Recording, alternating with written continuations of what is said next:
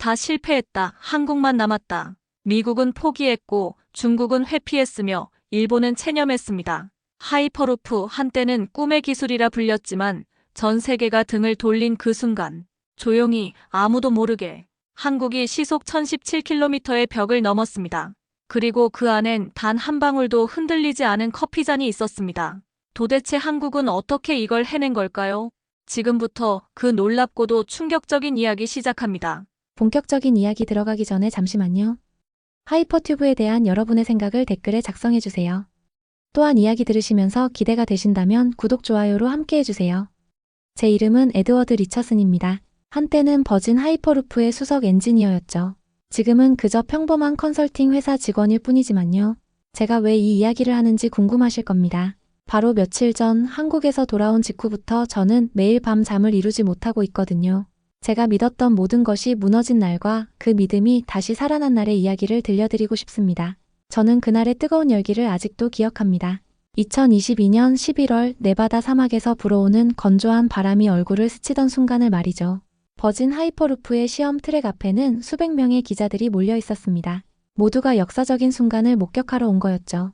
에드워드, 준비됐나? 동료가 제 어깨를 두드렸습니다. 저는 고개를 끄덕였죠. 5년간 밤낮 없이 준비한 순간이었으니까요. 카운트다운이 시작됐습니다. 3, 2, 1. 진공 튜브 속으로 캡슐이 발사됐죠. 모니터에 속도가 표시되기 시작했습니다. 50km, 100km, 150km, 그리고 172km에서 멈췄습니다. 침묵이 흘렀죠. 목표는 시속 1000km였습니다. 아니, 최소한 500km는 넘어야 했죠. 하지만 겨우 172km. 고속도로를 달리는 자동차보다 조금 빠른 수준이었습니다. 이게 끝인가요? 누군가 물었습니다. 아무도 대답하지 않았죠. 그로부터 일주일 후 버진 하이퍼루프는 프로젝트 중단을 발표했습니다. 리처드 브랜슨은 시장성이 없다는 한마디로 5년의 노력을 지워버렸죠. 저를 포함한 연구원 111명이 해고됐습니다. 짐을 싸던 날 제 책상 서랍에서 낡은 논문이 나왔습니다. 2013년에 일론 머스크가 발표한 하이퍼루프 백서였죠. 그때는 정말 세상을 바꿀 수 있을 거라 믿었습니다. 시속 1200km로 달리는 미래의 교통수단. LA에서 샌프란시스코까지 30분. 꿈같은 이야기였죠. 에드워드 리처슨 박사님? 경비원이 제 이름을 불렀습니다. 30분 내로 건물을 비워주세요. 저는 고개를 끄덕이고 마지막으로 연구실을 둘러봤습니다.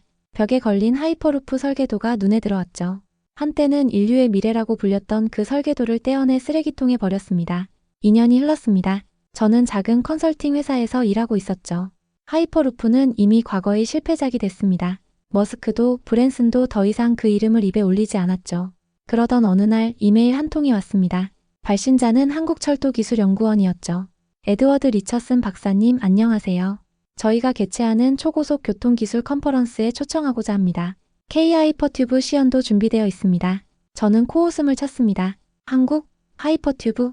미국도 포기한 기술을 아직도 연구하고 있다니. 순진하다고 해야 할까요? 무모하다고 해야 할까요? 브라이언, 이거 봐. 저는 옆자리 동료에게 이메일을 보여줬습니다. 브라이언 매츠는 버진 하이퍼루프의 투자자 출신이었죠. 프로젝트가 망한 후 저처럼 컨설팅 업계로 왔습니다. 한국? 브라이언이 비웃었습니다. 거기도 곧 깨닫겠지. 하이퍼루프는 불가능한 꿈이라는 걸. 저도 같은 생각이었습니다. 하지만 왕복 항공료와 숙박비를 제공한다는 조건이 마음을 움직였죠. 무료 여행이라고 생각하면 나쁘지 않았습니다. 가볼까요? 저는 수락 이메일을 보냈습니다. 거기도 곧 깨닫겠지. 인천공항에서 오송까지 가는 길은 예상보다 편했습니다. KTX를 타고 이동하면서 창밖을 바라봤죠. 한국의 풍경이 빠르게 스쳐 지나갔습니다. 시속 300km. 이미 충분히 빠른 속도였죠. 하지만 저희가 꿈꿨던 건 이보다 3배는 더 빠른 속도였습니다. 오송역에 도착하자 한국철도기술연구원 직원이 저를 맞이했습니다. 리처슨 박사님 환영합니다. 김유진 박사님이 기다리고 계십니다. 차로 10분쯤 이동하니 거대한 실험시설이 나타났습니다. 건물 옆으로는 길게 뻗은 튜브가 보였죠. 진공 튜브였습니다. 네바다에서 봤던 것과 비슷하면서도 달랐습니다. 더 정교해 보였다야요. 안녕하세요, 리처슨 박사님. 김유진 박사가 악수를 청했습니다. 먼 길 오시느라 수고하셨습니다. 저는 K-하이퍼튜브 개발 총괄을 맡고 있습니다. 김유진 박사는 차분한 인상의 여성이었습니다. 나이는 40대 중반쯤 되어 보였죠. 눈빛에서 확신이 느껴졌습니다. 한때 저도 가졌던 그런 확신 말입니다. 시설이 인상적이네요. 저는 예의상 한마디 했습니다. 15년 동안 준비해온 결과입니다. 김유진 박사가 미소 지었죠. 머스크가 백서를 발표하기 전부터 저희는 이미 연구를 시작했었습니다. 저는 놀랐습니다. 2013년 이전부터? 그럼 2009년부터 연구를 시작했다는 얘기였죠. 미국보다 먼저 시작했다니. 실험실로 들어가니 브라이언이 벌써 와 있었습니다. 컨퍼런스 참석자들이 모두 모여 있었죠. 대부분 회의적인 표정이었습니다. 저처럼 실패를 경험한 사람들이었을 겁니다. 오늘 보여드릴 실험은 아진공 튜브에서의 초고속 주행입니다. 김유진 박사가 설명을 시작했습니다. 목표 속도는 시속 1000km입니다. 브라이언이 콧방귀를 뀌었습니다. 1000km? 우리도 그걸 목표로 했었죠. 결과는 172km였지만 김유진 박사는 동요하지 않았습니다. 직접 보시죠. 모니터 화면이 켜졌습니다. 튜브 내부가 보였죠. 캡슐이 대기하고 있었습니다. 디자인은 심플했습니다. 화려하지 않았죠. 하지만 뭔가 다른 느낌이 들었습니다. 진공도는 어느 정도입니까? 제가 물었습니다. 100파스칼입니다. 완전 진공은 아니지만 충분한 수준이죠. 김유진 박사가 답했습니다. 100파스칼. 저희가 실험했던 것보다 훨씬 낮은 압력이었습니다. 어떻게 그런 진공도를 유지하는지 궁금했죠. 카운트다운이 시작됐습니다. 저는 숨을 멈췄습니다. 네바다에서의 그날이 떠올랐죠. 실패의 기억이 되살아났습니다. 캡슐이 움직이기 시작했습니다. 속도계의 숫자가 빠르게 올라갔죠. 100, 200, 300. 제 심장도 함께 빨라졌습니다. 400, 500, 600. 이미 저희가 달성하지 못한 속도였습니다. 700, 800, 900. 순간 실험실이 조용해졌습니다. 모두가 숨을 죽이고 모니터를 바라봤죠. 그리고 마침내 숫자가 1000을 넘었습니다. 1003km. 불가능해. 누군가 중얼거렸습니다. 아마 저였을 겁니다. 브라이언의 얼굴이 일그러졌습니다. 속도만 나오면 뭐합니까? 상용화는 못할 텐데. 진동은? 소음은? 안전성은? 김유진 박사가 고개를 돌렸습니다. 그것도 보여드리죠. 내일 진동 테스트가 있습니다. 저는 모니터를 계속 바라봤습니다. 1003km. 그 숫자가 뇌리에 박혔죠. 저희가 5년 동안 이루지 못한 것을 한국은 해냈습니다. 호텔로 돌아오는 길 브라이언이 계속 투덜거렸습니다. 운이 좋았을 뿐이야. 실제 상용화까지는 갈 수 없어. 얼마나 많은 문제가 남았는지 알잖아. 저는 대답하지 않았습니다. 하지만 마음 한구석에서 뭔가가 꿈틀거리기 시작했죠. 정말 혹시 한국은 다를까? 그날 밤 저는 오랜만에 하이퍼루프 관련 논문을 검색했습니다. 한국철도기술연구원이 발표한 논문들이 수십 편 나왔죠. 2009년부터 꾸준히 묵묵히 연구를 이어왔다는 증거였습니다. 다음 날 아침 저는 실험실 카페테리아에서 김유진 박사를 다시 만났습니다. 어제 실험의 충격이 아직 가시지 않았죠. 시속 1003km. 그 숫자가 머릿속을 맴돌았습니다. 어제 실험 어떠셨나요? 김유진 박사가 커피를 건네며 물었습니다. 솔직히 충격적이었습니다. 저는 인정했죠. 어떻게 버텼습니까? 예산은 어떻게 확보하셨죠? 미국에서는 2년도 못 가서 투자자들이 등을 돌렸는데 김유진 박사가 창밖을 바라보며 잠시 침묵했습니다. 멀리 실험 트랙이 보였죠. 쉽지 않았어요. 그녀가 천천히 입을 열었습니다. 2016년에는 정말 위기였죠. 예산이 절반으로 삭감됐고 언론에서는 세금 먹는 하마라고 비판했습니다. 국민들도 잘 몰랐어요. 우리가 뭘 하고 있는지. 그런데 어떻게 계속하셨죠? 국민들이 모르는 새 15년 동안 묵묵히 준비해온 결과입니다. 김유진 박사가 미소 지었습니다. 화려한 발표회나 과장된 홍보 대신 조용히 데이터를 쌓았어요. 실패할 때마다 원인을 분석하고 개선하고 다시 도전했죠. 브라이언이 옆 테이블에서 냉소적으로 말했습니다. 그래서 국민들이 모른다는 거 아닙니까? 투명성이 없네요. 투명성과 홍보는 다릅니다. 김유진 박사가 차분히 대답했습니다. 우리는 모든 연구 결과를 공개해요. 다만 완성되지 않은 기술로 국민을 현혹시키지 않을 뿐이죠. 그때 젊은 연구원이 다가왔습니다. 어제 실험실에서 봤던 이지호였죠. 아, 리처슨 박사님. 만나고 싶었어요. 이지호가 밝게 인사했습니다. 안녕하세요, 이지호 연구원. 이지호가 태블릿을 꺼내 보여줬습니다. 이거 아세요? 박사님이 2015년에 쓰신 진공 튜브 내 공기역학적 안정성 논문이요. 저는 놀랐습니다. 그 논문을 아는 사람이 여기 있다니. 전 박사님의 논문 보고 이 길로 왔어요. 이지호의 눈이 반짝였습니다. 대학원생 때 그 논문을 읽고 충격받았죠. 아, 이런 접근이 가능하구나 싶어서요. 저는 할 말을 잃었습니다. 제가 쓴 논문이 지구 반대편 젊은이에게 영향을 줬다니. 그런데 왜 미국은 멈췄을까요? 이지호가 조심스럽게 물었습니다. 박사님의 이론은 완벽했는데 시간이 없었어요. 저는 씁쓸하게 답했습니다. 투자자들이 빠른 성과를 원했고 우리는. 그래서 저희는 다르게 접근했습니다. 김유진 박사가 말을 이었습니다. 정부 주도로 장기 계획을 세웠죠. 15년, 20년을 내다보고 천천히 하지만 확실하게 나아갔습니다. 그래도 중간에 포기하고 싶지 않았나요? 제가 물었습니다. 이지호가 웃었습니다. 2019년에 큰 사고가 났어요. 진공 튜브가 파열됐죠. 6개월치 예산이 날아갔고 프로젝트 중단 얘기가 나왔습니다. 그런데 연구원들이 자발적으로 야근했어요. 주말도 반납했죠. 이지호의 목소리에 자부심이 묻어났습니다. 왜냐면 우리가 하는 일이 미래를 바꿀 거라고 믿었으니까요. 김유진 박사가 덧붙였습니다. 한국은 자원이 없는 나라예요. 기술만이 살 길이죠. 그래서 한번 시작한 건 끝까지 가는 겁니다. 반도체도 조선업도 디스플레이도 다 그랬어요. 하지만 하이퍼루프는 차원이 다르잖아요. 브라이언이 반박했습니다. 전 세계가 포기한 기술인데 전 세계가 포기했기 때문에 더 해야 했어요. 김유진 박사의 목소리가 단호했습니다. 남들이 안 하면 우리가 최초가 될 수 있으니까요. 저는 이지호를 다시 봤습니다. 젊은 연구원의 눈빛에서 10년 전 제 모습을 봤죠. 차이점이 있다면 그는 아직 포기하지 않았다는 것. 박사님 논문의 수식을 실제로 구현하는데 3년 걸렸어요. 이지호가 말했습니다. 실패도 많았지만 그때마다 박사님이라면 어떻게 했을까 생각했죠. 순간 목이 메었습니다. 제가 포기한 곳에서 누군가는 제 꿈을 이어받아 계속 나아갔던 겁니다. 리처슨 박사님, 김유진 박사가 진지하게 말했습니다. 기술은 한 사람의 것이 아니에요. 당신이 시작한 것을 우리가 이어받았고 우리가 만든 것을 또 누군가가 이어받을 거예요. 그게 진보의 본질이죠. 카페테리아를 나오면서 저는 많은 생각을 했습니다. 15년간 묵묵히 국민들도 모르게 미래를 준비해온 사람들, 실패해도 포기하지 않고 비판받아도 멈추지 않은 사람들, 그리고 제 논문을 읽고 이 길을 선택한 젊은 연구원. 한국이 멈추지 않은 이유를 이제 알 것 같았습니다. 그들에게 이건 단순한 기술 개발이 아니었어요. 미래를 향한 도전이었고 불가능을 가능으로 바꾸는 여정이었습니다. 그리고 그 여정에는 국경도 시간의 한계도 없었죠. 제가 뿌린 씨앗이 이곳에서 싹을 틔웠듯이 말입니다. 실험실로 돌아온 저희는 대형 스크린 앞에 모였습니다. 김유진 박사가 리모컨을 들었죠. 이제 보여드릴 영상은 지난주에 진행한 승차감 테스트입니다. ISO 2631 기준에 따라 측정했죠. 화면이 켜지자 캡슐 내부가 보였습니다. 제가 놀란 건 캡슐 안에 설치된 특별한 장치였습니다. 작은 테이블 위에 커피잔이 놓여 있었고 그 옆에는 정밀 진동 측정기가 있었죠. 커피는 잔의 90%까지 채워져 있었습니다. 시작하겠습니다.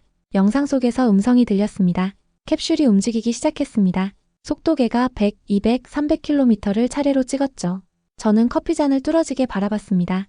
조금이라도 흔들린 거라고 예상했으니까요. 하지만 커피 표면은 잔잔했습니다. 500km를 넘어서도 변화가 없었습니다. 저는 눈을 비볐죠. 이게 가능한가? 네바다에서 실험할 때는 시속 100km만 넘어도 모든 게 덜컹거렸는데 잠깐, 이거 실제 속도가 맞습니까? 제가 물었습니다. 화면에는 빠르게 나오는데 실제로는 천천히 가는 거 아니죠? 브라이언도 거들었습니다. 맞아요. 조작한 거 아닙니까? 커피가 저렇게 잔잔할 리가 없어요. 이지호가 웃으며 대답했습니다. 진동은 실시간으로 상쇄되도록 설계했어요. 의심스러우시면 측정 데이터를 보여드리게요. 화면이 분할되면서 각종 그래프가 나타났습니다. 진동 측정값, 가속도 센서 데이터, 외부 속도계 측정값이 실시간으로 표시됐죠. 모든 데이터가 영상과 일치했습니다. 어떻게 이게 가능하죠? 저는 진심으로 궁금했습니다. 김유진 박사가 설명했습니다. 초전도 자기부상이 1차로 진동을 차단합니다. 그리고 능동형 재진 시스템이 남은 미세 진동까지 잡아주죠. 0.001초 단위로 진동을 예측하고 반대 파동을 생성해 상쇄시킵니다. 화면에서 속도가 700km를 넘었습니다. 800, 900. 저는 숨을 멈췄죠. 그리고 마침내 1000km. 정확히 1017km에서 영상이 정지됐습니다. 커피잔을 클로즈업한 화면이 나왔죠. 커피 표면에는 단 하나의 파문도 없었습니다. 그 순간 저는 과거를 떠올렸습니다. 2022년 네바다에서의 마지막 실험이었죠. 그때 캡슐 안에 있던 테스트 장비들은 격하게 흔들렸습니다. 가속도계는 위험 수치를 가리켰고 더미에 부착된 센서는 탑승 불가 판정을 내렸죠. 겨우 시속 172km였는데도 말입니다.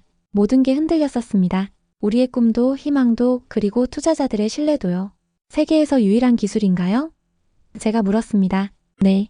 이지호가 자부심 가득한 목소리로 답했습니다. 시속 1000km에서 ISO 기준을 통과한 건 저희가 처음입니다. 일반 고속철도 수준의 승차감을 구현했죠. 브라이언이 팔짱을 꼈습니다. 그래도 실험실 조건이잖아요. 실제로는 다를 겁니다. 물론 아직 갈 길이 멉니다. 김유진 박사가 인정했습니다. 하지만 불가능하다던 것을 가능하게 만들었죠. 이게 시작입니다. 저는 화면을 다시 봤습니다. 정지된 화면 속 커피잔이 마치 조롱하듯 저를 바라보는 것 같았죠. 너희는 실패했지만 우리는 해냈다고 말하는 것처럼. 실험실을 나오면서 저는 이지호에게 물었습니다. 이런 수준까지 오는데 얼마나 걸렸습니까? 처음 3년은 시속 100km에서도 커피가 쏟아졌어요. 이지호가 웃으며 답했습니다. 하지만 포기하지 않았죠. 실패가 곧 데이터였고 데이터가 쌓여 해답이 됐습니다. 저는 묵묵히 걸었습니다. 머릿속에서는 계속 그 영상이 재생됐죠. 흔들리지 않는 커피잔과 흔들렸던 제 과거가 대비되면서 말입니다. 리처슨 박사님, 이지호가 조심스럽게 말했습니다. 박사님의 2015년 논문에 나온 이론이 저희 시스템의 기초가 됐어요. 박사님이 포기하지 않으셨다면 저는 손을 들어 말을 막았습니다. 그 이상 듣고 싶지 않았죠. 하지만 이미 알고 있었습니다. 제가 포기한 곳에서 누군가는 계속 나아갔다는 사실을요. 호텔로 돌아가는 차 안에서 브라이언이 투덜거렸습니다. 영상 조작은 쉽죠. 실제로 만들어보면 다를 겁니다. 하지만 저는 더 이상 그의 말에 동조할 수 없었습니다. 제가 본 건 단순한 영상이 아니었으니까요. 그건 15년간 포기하지 않은 사람들의 증명이었습니다. 시속 1000km에서도 흔들리지 않는 커피잔처럼 그들의 신념도 흔들리지 않았던 겁니다. 그날 밤 저는 호텔 방에서 커피를 마시며 생각했습니다. 잔을 들어 올릴 때마다 미세하게 흔들리는 커피 표면을 보면서 오늘 본 그 완벽하게 잔잔했던 표면을 떠올렸죠. 그리고 깨달았습니다. 한국은 단순히 기술을 개발한 게 아니라 불가능에 대한 편견을 깨뜨린 거라는 걸요. 컨퍼런스 마지막 날 저는 일찍 강연장에 도착했습니다. 이지호가 발표 준비를 하고 있었죠. 수십 개의 기술 문서와 특허 자료를 정리하는 모습이 보였습니다. 리처슨 박사님 일찍 오셨네요. 이지호가 인사했습니다. 잠이 안 와서요. 발표 준비하시나 봐요? 네, 오늘은 저희 기술을 상세히 공개하는 날이거든요. 이지호가 노트북 화면을 보여줬습니다. 이게 제가 작년에 발표한 논문입니다. 초고속 튜브 트레인의 진동 제어 메커니즘이요. 저는 놀랐습니다. 논문 내용이 너무 상세했거든요. 설계도, 알고리즘, 심지어 소스 코드까지 공개되어 있었습니다. 이런 핵심 기술을 왜 공개하죠? 제가 물었습니다. 기업 비밀로 해야 하는 거 아닙니까? 이지호가 웃으며 다른 화면을 열었습니다. 특허 검색 사이트였죠. 다 여기에 나와 있어요. 특허도 다 공개돼 있고요. 한국 특허 52개, 국제 특허 23개 모두 열람 가능합니다. 브라이언이 뒤에서 듣고 있다가 끼어들었습니다. 그래서 안 되는 거야. 다 퍼주면 누가 사냐? 중국이 베껴가면 어떡할 건데? 이지호가 차분히 대답했습니다. 베껴간다고 똑같이 만들 수 있을까요? 여기엔 15년의 시행착오는 안 나와 있어요. 실패의 경험은 복사할 수 없죠. 그래도 위험해요. 브라이언이 고집했습니다. 버진 하이퍼루프는 모든 걸 비밀로 했어요. 특허도 최소한만 공개했고 핵심 기술은 블랙박스였죠. 갑자기 제 입에서 말이 튀어나왔습니다. 그래서 네가 실패한 거야. 브라이언이 저를 쳐다봤습니다. 배신당한 표정이었죠. 뭐라고요, 에드워드? 그래서 우리가 실패한 거라고. 저는 더 확실하게 말했습니다. 모든 걸 감추고 혼자 하려고 했잖아. 협력할 기회를 스스로 차단했어. 김유진 박사가 강연장에 들어왔습니다. 벌써 열띤 토론이 시작됐네요. 박사님, 왜 모든 걸 공개하는 겁니까? 제가 물었습니다. 간단해요. 김유진 박사가 답했습니다. 혼자 빨리 가는 것보다 함께 멀리 가는 게 중요하니까요. 특히 교통기술은 더욱 그래요. 강연이 시작됐습니다. 이지호가 단상에 올라갔죠. 그는 화면에 거대한 다이어그램을 띄웠습니다. K-하이퍼튜브의 전체 시스템 구조였죠. 오늘은 저희가 개발한 모든 기술을 공개하겠습니다. 이지호가 시작했습니다. 초전도 자기부상 시스템, 진공 유지 기술, 능동형 재진 시스템까지. 질문 있으시면 언제든 해주세요. 청중석에서 손이 올라갔습니다. 일본 연구자였죠. 열 관리 시스템은 어떻게 해결하셨습니까? 이지호가 상세한 도면을 보여줬습니다. 액체 질소 냉각 시스템을 사용합니다. 효율을 높이기 위해 3단계 냉각 구조를 적용했죠. 여기 보시면 30분 동안 기술적인 설명이 이어졌습니다. 놀라운 건 아무것도 숨기지 않는다는 점이었죠. 실패 사례까지 공개했습니다. 2019년 튜브 파열 사고 때 배운 교훈입니다. 이지호가 사고 영상을 보여줬습니다. 압력 센서 배치가 잘못됐었죠. 지금은 이렇게 개선했습니다. 독일 연구자가 물었습니다. 이 모든 자료를 받을 수 있나요? 물론입니다. 이지호가 QR코드를 띄웠습니다. 여기서 다운받으실 수 있어요. 실험 데이터 원본도 포함되어 있습니다. 브라이언이 작게 중얼거렸습니다. 미쳤어. 이러면 경쟁력이 없어져. 하지만 다음 순간 놀라운 일이 벌어졌습니다. 각국 연구자들이 자신들의 경험을 공유하기 시작한 거죠.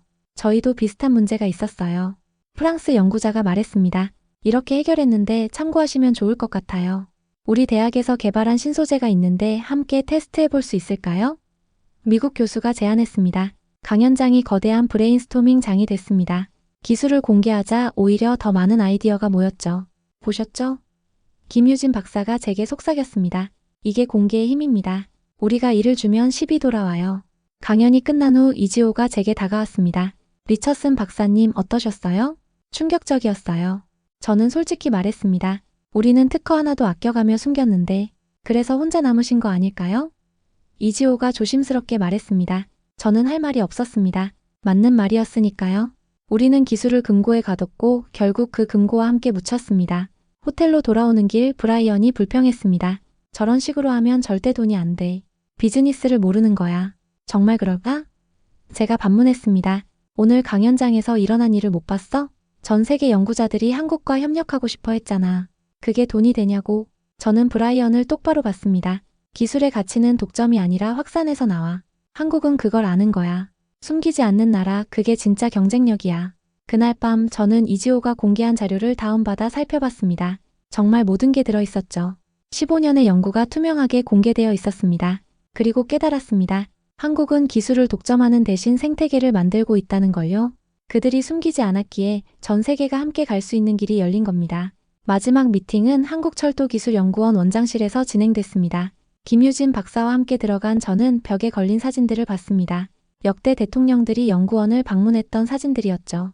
정권이 바뀔 때마다 다른 얼굴들이 왔지만 그 옆에는 항상 같은 연구원들이 서 있었습니다. 리처슨 박사님 앉으세요. 원장이 차를 권했습니다. 한국의 K-하이퍼튜브에 대해 어떻게 생각하십니까? 솔직히 놀랐습니다. 저는 인정했습니다. 미국이 포기한 기술을 여기서는 계속 발전시키고 있으니까요. 원장이 고개를 끄덕였습니다. 15년 동안 쉽지 않았습니다. 정권이 5번 바뀌었죠. 그때마다 실현 가능성이 있냐는 질문을 받았습니다. 브라이언이 끼어들었습니다. 그럼 어떻게 살아남았습니까? 미국에서는 정권 바뀌면 예산부터 잘리는데 김유진 박사가 대답했습니다. 정권은 바뀌어도 기술은 남습니다. 우리는 사람을 위한 걸 만들고 있어요. 서울에서 부산까지 20분. 이건 여당을 위한 것도 야당을 위한 것도 아닙니다. 국민을 위한 거죠. 이상적인 말씀이네요. 브라이언이 비꼬았습니다. 현실은 다르죠. 정치인들은 당장 표가 되는 것만 원해요. 원장이 서랍에서 두꺼운 보고서를 꺼냈습니다. 이게 우리의 로드맵입니다.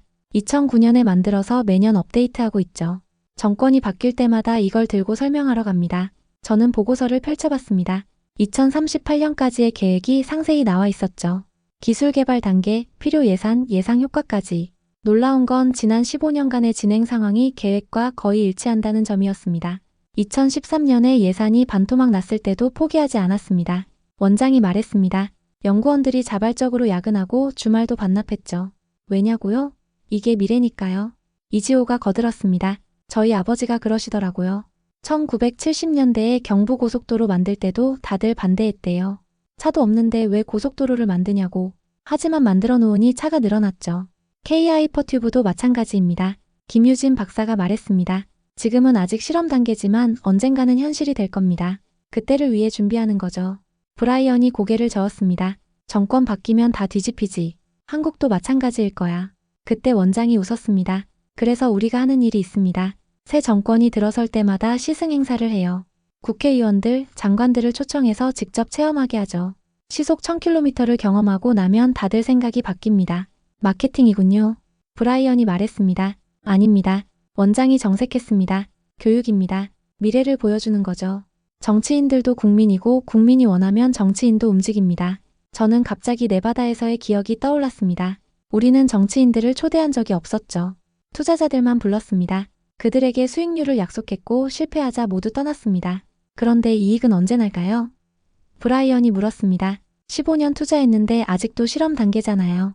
김유진 박사가 창밖을 가리켰습니다. 저기 보이는 게 뭔지 아세요? 오송 바이오밸리입니다. 10년 전엔 논밭이었죠. KTX역이 생기면서 도시가 됐습니다. 땅값이 얼마나 올랐을까요? 원장이 덧붙였습니다. K-하이퍼튜브가 깔리면 대한민국 전체가 수도권이 됩니다. 부산이 서울의 위성도시가 되는 거죠. 그 가치를 돈으로 환산할 수 있을까요? 저는 깨달았습니다. 한국은 단기 수익이 아닌 장기 변화를 보고 있었던 거죠. 기업의 이익이 아닌 국가의 미래를 설계하고 있었습니다. 회의가 끝나고 나오면서 저는 로드맵 책자를 받았습니다. 이건 그냥 기술이 아니군요. 제가 중얼거렸습니다. 맞습니다. 김유진 박사가 미소 지었습니다. 이건 우리 아이들이 살아갈 미래입니다. 정권이 바뀌어도 정치인이 바뀌어도 미래는 바뀌지 않죠. 차를 타고 호텔로 돌아오는 길 브라이언이 투덜거렸습니다. 여전히 이상주의적이야. 현실은 그렇게 아름답지 않아. 하지만 저는 달리 생각했습니다. 가방 속 로드맵을 만지작거리며 생각했죠. 2038년. 그때쯤이면 제 아들도 30이 넘겠네요. 그 아이가 살아갈 세상은 어떤 모습일까요? 한국이 보여준 건 단순한 기술 개발이 아니었습니다. 미래를 향한 집념이었죠. 정권이 바뀌어도 예산이 줄어도 비판을 받아도 멈추지 않는 그런 집념 말입니다. 호텔 방에서 저는 로드맵을 펼쳐봤습니다. 2025년 현재 위치가 표시되어 있었죠. 계획대로라면 2030년에는 시범 노선이, 2035년에는 상용 노선이 만들어질 예정이었습니다. 아직 갈 길이 멀었지만 방향은 분명했습니다. 이건 그냥 기술이 아니야. 저는 다시 한번 중얼거렸습니다. 이건 신념이고 철학이고 미래 그 자체야. 창밖으로 오송의 야경이 보였습니다. 불과 10년 전 논밭이었다는 곳에 이제는 고층 빌딩들이 빛나고 있었죠. 변화는 이미 시작됐습니다. K-하이퍼튜브가 가져올 변화는 이보다 훨씬 클 겁니다. 그리고 한국은 그 변화를 향해 묵묵히 꾸준히 나아가고 있었습니다. 정권을 넘어 시대를 넘어서 말이죠. 서울로 돌아온 마지막 날 저녁 저는 호텔 근처 카페에 앉아 있었습니다. 가방에서 낡은 서류철을 꺼냈죠. 2015년에 제가 작성했던 하이퍼루프 보고서였습니다. 한국에 오면서 왜 이걸 가져왔는지도 모르겠더군요. 아마 무의식 중에 비교하고 싶었나 봅니다. 첫 페이지를 펼쳤습니다. 하이퍼루프 미래 교통의 혁명이라는 제목이 보였죠. 그 아래 제가 손수 계산했던 수치들이 빼곡했습니다. 목표 속도 시속 1000km, 예상 개발 기간 5년, 필요 예산 60억 달러. 에드워드, 고개를 들으니 이지호가 서 있었습니다. 우연히 지나가다 저를 본 모양이었죠. 이지호 연구원 여기서 만나네요. 혼자 계시네요.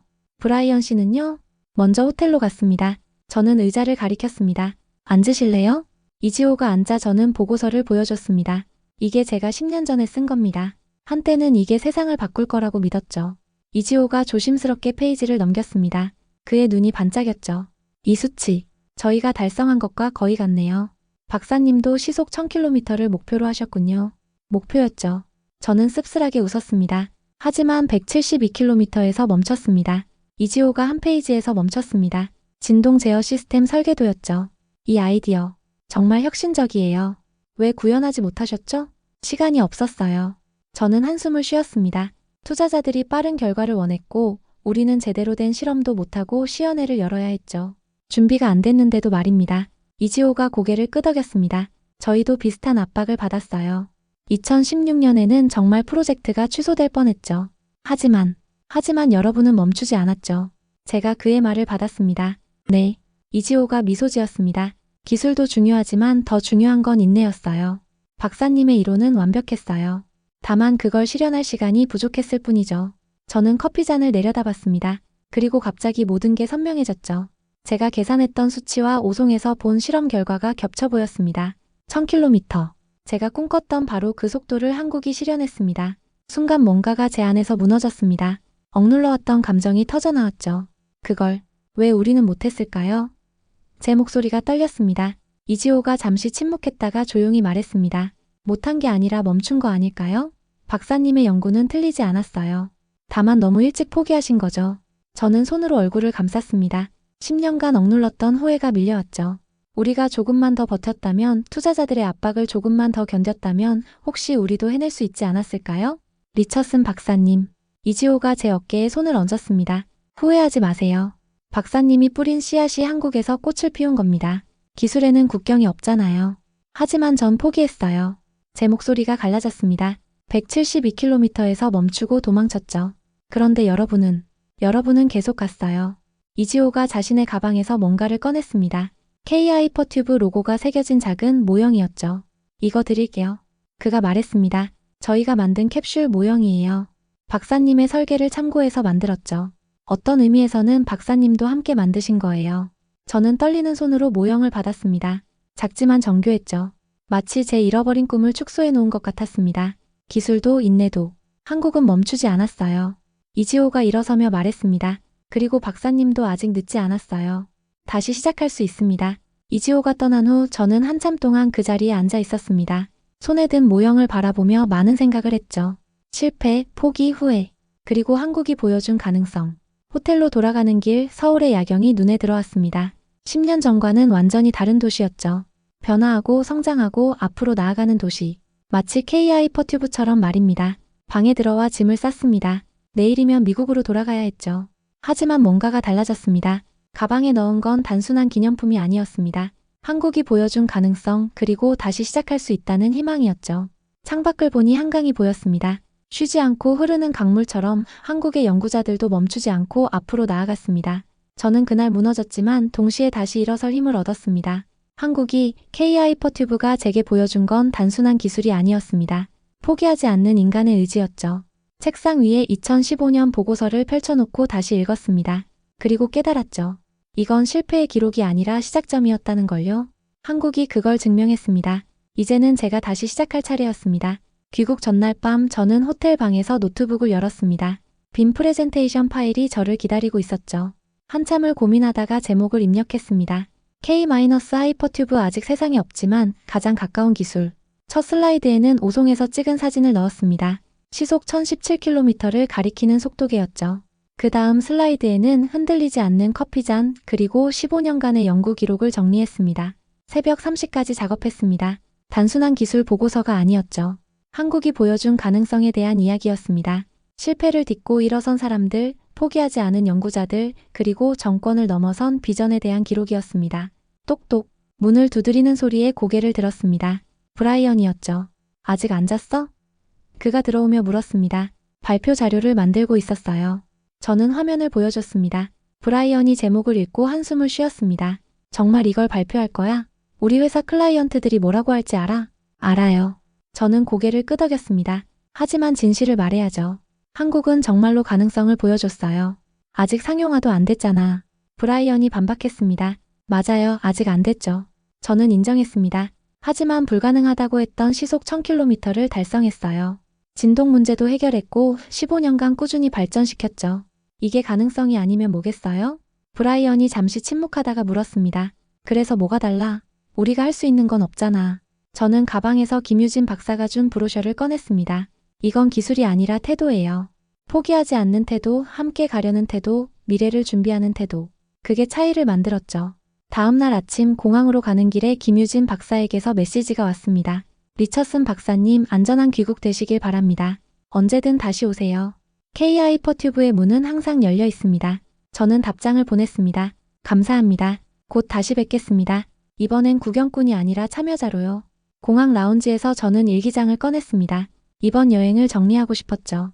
펜을 들고 한참을 고민하다가 천천히 썼습니다. 한국은 아직 해내지 않았다. K-하이퍼튜브는 여전히 실험 단계고 상용화까지는 갈 길이 멀다. 하지만 이상하게도 정말 해낼 것 같다. 잠시 멈췄다가 계속 썼습니다. 그들이 보여준 건 완성된 기술이 아니라 가능성이었다. 포기하지 않으면 언젠가는 된다는 믿음. 실패해도 다시 일어선다는 의지. 함께 가면 더 멀리 갈 수 있다는 철학. 그게 한국이 가진 진짜 기술이었다. 비행기가 이륙했습니다. 창밖으로 서울이 점점 작아졌죠. 하지만 제 마음속에서 한국은 더 커졌습니다. 불가능을 가능으로 바꾸는 나라, 미래를 포기하지 않는 나라로 말입니다. 옆자리에 앉은 브라이언이 물었습니다. 정말로 그 발표를 할 거야? 네. 저는 확신을 갖고 대답했습니다. 미국도 다시 시작할 수 있어요.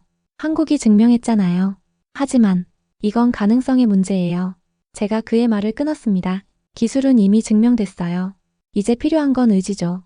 포기하지 않는 의지. 비행기가 태평양 위를 날았습니다. 12시간 후면 미국에 도착하겠죠. 하지만 저는 이미 새로운 여정을 시작했습니다. 한국이 보여준 가능성을 전파하는 여정을요. 가방 속 K-하이퍼튜브 모형을 만져봤습니다. 작지만 묵직했죠. 마치 한국이 보여준 15년의 무게처럼. 그리고 깨달았습니다. 이건 단순한 기념품이 아니라 약속이라는 걸요. 포기하지 않겠다는, 다시 시작하겠다는 약속 말입니다. 일기장의 마지막 페이지에 한 줄을 더 추가했습니다. 한국은 증명했다. 꿈은 죽지 않는다고. 단지 잠시 멈출 뿐이라고. 그리고 누군가 다시 시작하면 그 꿈은 현실이 된다고. 창밖의 구름 위로 햇빛이 쏟아졌습니다. 새로운 시작을 알리는 빛처럼. 저는 노트북을 열고 발표 자료를 다시 확인했습니다. 이제 미국에도 이 이야기를 전할 차례였습니다. 아직 세상에 없지만 가장 가까운 기술. 바로 K-하이퍼튜브 그리고 한국이 보여준 가능성의 이야기를요. 저는 지금도 가끔 그때를 떠올립니다. 시속 1000km로 달리는 캡슐과 흔들리지 않는 커피잔을. 그리고 묵묵히 자신의 길을 가는 한국의 연구자들을 그들이 정말 해낼까요? 저는 믿습니다. 왜냐하면 그들은 멈추지 않으니까요. 여기까지 시청해주셔서 정말 감사합니다. 당신의 댓글 하나가 다음 감동을 만듭니다. 구독, 좋아요 잊지 마세요.